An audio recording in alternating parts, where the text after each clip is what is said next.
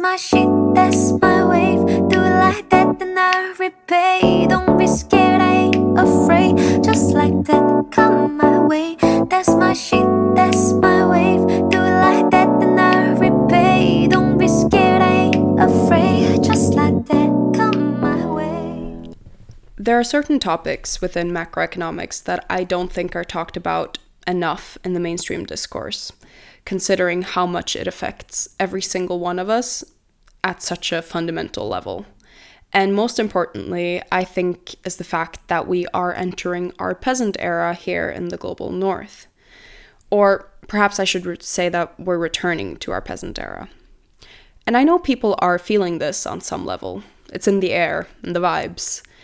And I want to validate those feelings because far too often we're told that the reason we're feeling like peasants is because of our own poor financial planning, or that our whole generation is just entitled, or that this is simply just a temporary state due to inflation.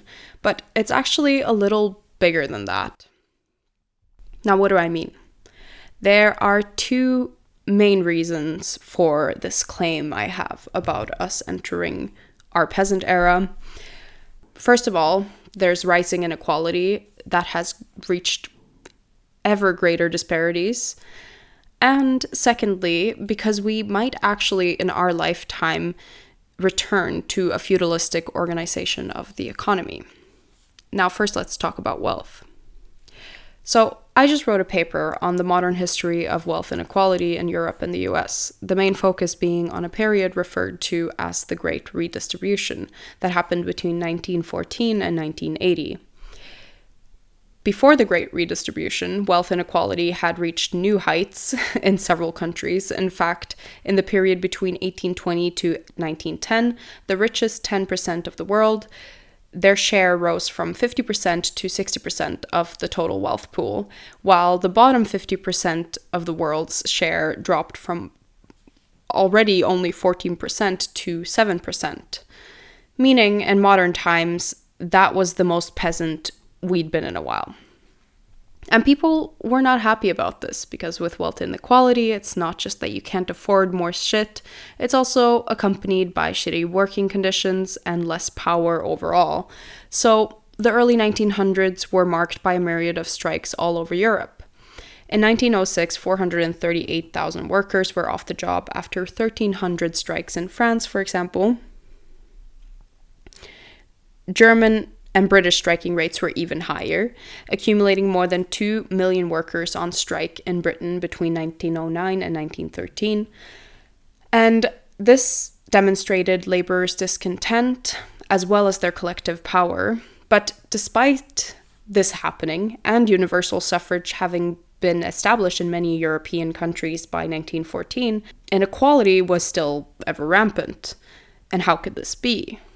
Wouldn't democracy just naturally solve it, right?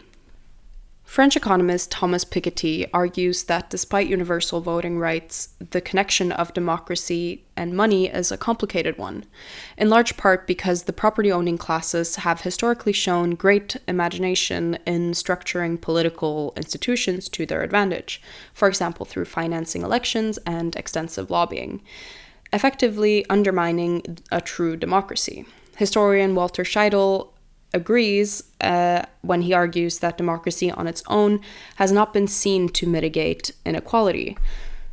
There's been a study of 184 different countries from 1960 to 2010, and this study revealed no consistent effect of democracy on market or even disposable income inequality.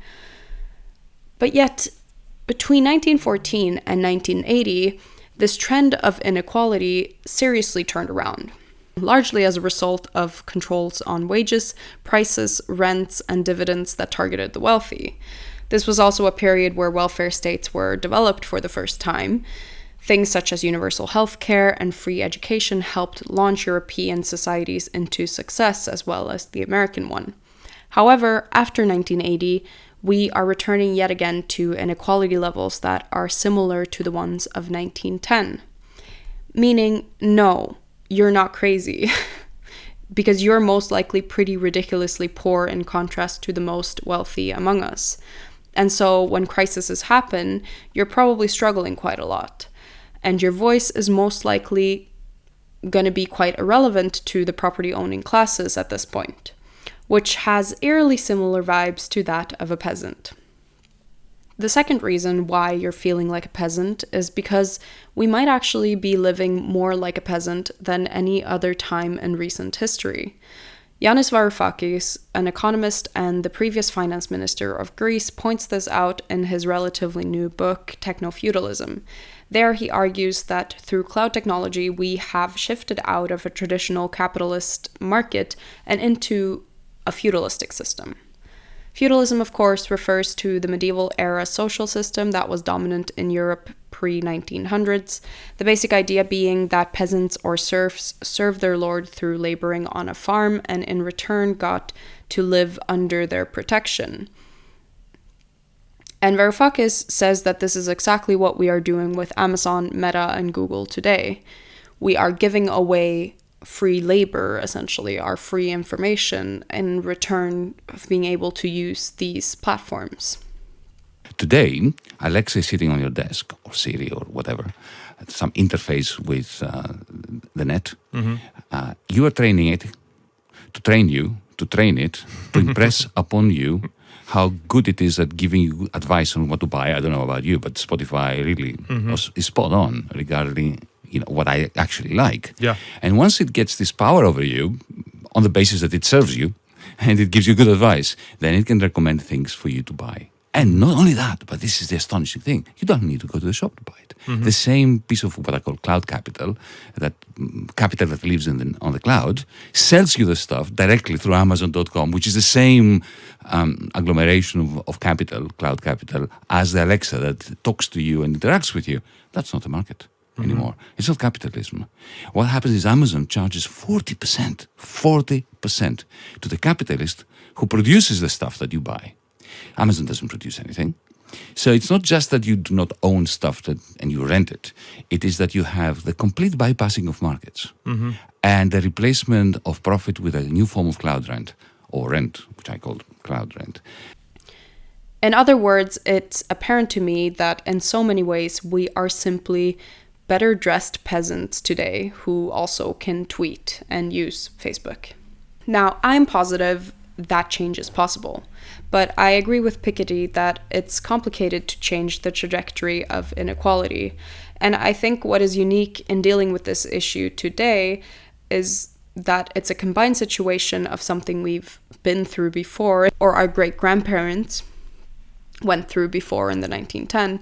But today, we also have this pervasive cultural self-concept of extreme individualism, liberalism, and loneliness that poses a bigger challenge to changing the current system than I think was there before, because of how difficult it is for people to acquire class consciousness and in turn properly organize together to make political change. And we lack any sort of class consciousness because we talk about personal failures and generational shit, and it's all just one big distraction from the reality that 50% of us are ridiculously poor at this point, and we are being actively exploited. And let's not forget that the wealth that we do benefit from and, have a great time with here in the global north is made off of the backs of the global south through colonialist exploitation. But people don't seem to me to be aware of how they're being exploited, nor their own exploitation. So I believe we need to start here. We need to start talking about the real reasons that you can't pay your loan off, which has nothing to do with you buying too many cappuccinos. And we need to talk about the real reason why someone like Jeff Bezos can live like a modern day king, which has nothing to do with him earning his spot somehow by being so much more competent than the average person, or some great example of what we should all aspire to be like. And it has everything to do with us facilitating systems where this amount of market control and wealth accumulation is even possible.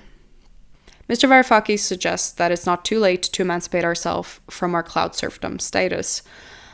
He says that what we need is social control over the algorithm. The question is not what do they know about us, but who owns them. And how can organized democratic society take control of the algorithms in the interest of the many? All political problems have political solutions. The difficulty is getting organized and converting what is in our collective interest into collective action. But this has always been the problems of politics since the beginning of democracy. But yeah, I'm actually positive that change is possible. I just think we need to remember when entering our peasant era that we are indeed entering our peasant era, even though we can afford to buy so much like Shein clothing, and we are serving lords, actually. And we're not very free, despite these lords talking about liberalism a lot.